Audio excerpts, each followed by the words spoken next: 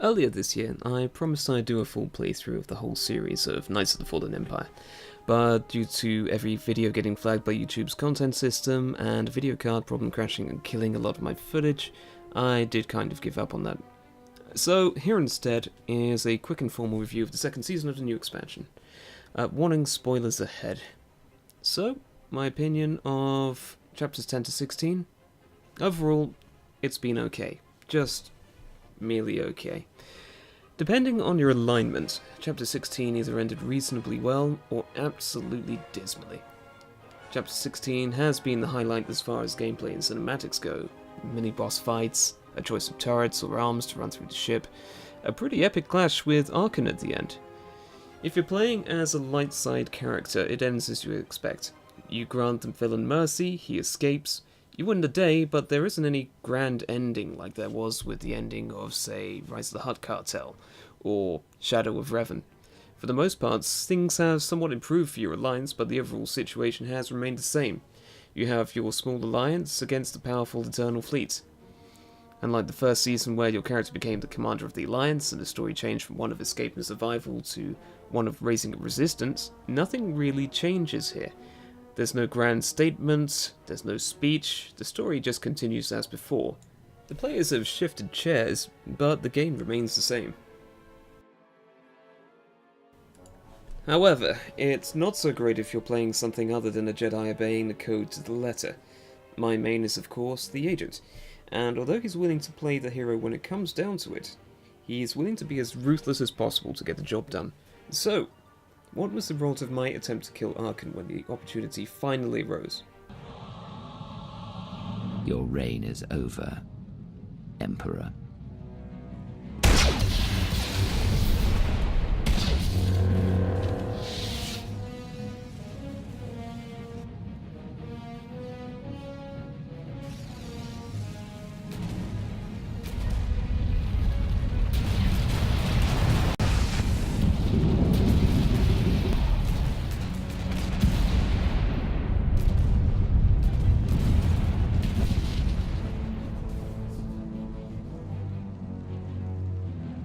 No.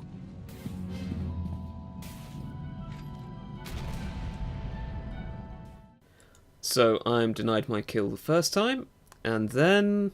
Fenya, what are you doing? Saving my son.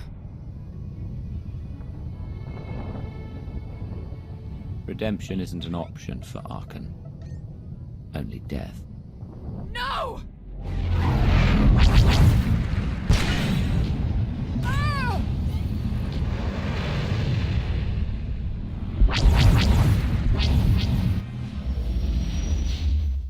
And then again, nope, no kill for you. Once more, from the looks of things, this doesn't look like it was originally intended. After Senyu rescues Archon, he's never voiced again, so maybe this was part of their rewrite that they took the extra 2 weeks for. Even worse though, is if you play Darkside. If you did enough Dark Axe to make KOTFE disappear in Chapter 10, he comes back, teleports onto the gravestone somehow, and then steals it. Not only does this come the hell out of nowhere, and is part of KOTFE's apparent catalogue of superhuman abilities, is compounded with a laundry list of other failures that the Outlander has just suffered through in the last few chapters, and comes down to two of the main failings of Knights of the Fallen Empire: railroading and a light side focused story.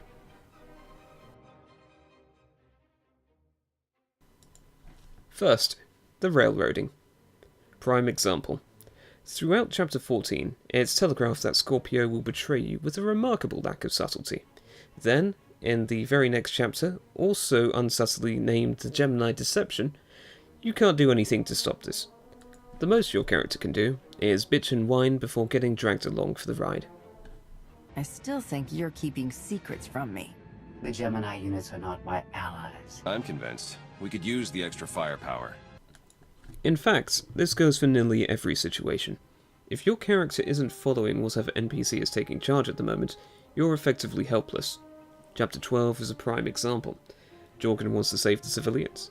You're a Darkside player, and you don't want to save the civilians. Not an option. You get dragged along regardless. They can keep the droids distracted while we withdraw. Not happening. You're pushing our luck, Jorgen. This isn't why we're here. I don't know your reason for coming here, but this is mine. I'm gonna help. You can either pitch in or try to find your way back to camp without me. Don't raise your hand to me again. Don't make it worse. They'll only draw attention to us. You're risking the mission and our lives. My mission, my squad, my decision. We clear? I'm growing tired of this insolence. Get used to it, Sith. Which leads into the second problem. Dark side choices only ever have detrimental effects to the player. Rather than bringing a balanced story, where light and dark have various short and long-term benefits, you can choose light side knowing everything is going to work out for the best.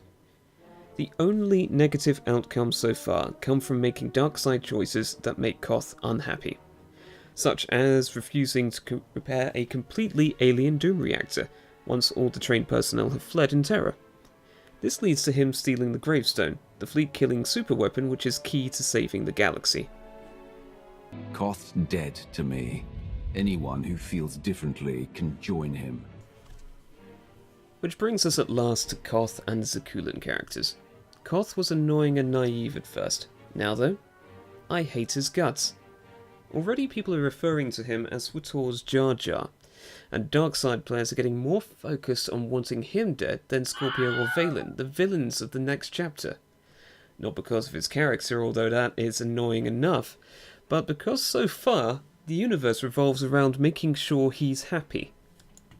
And he is a massive douche. If you knew what I do about him, you'd run. The man killed billions. He was always good as a cool.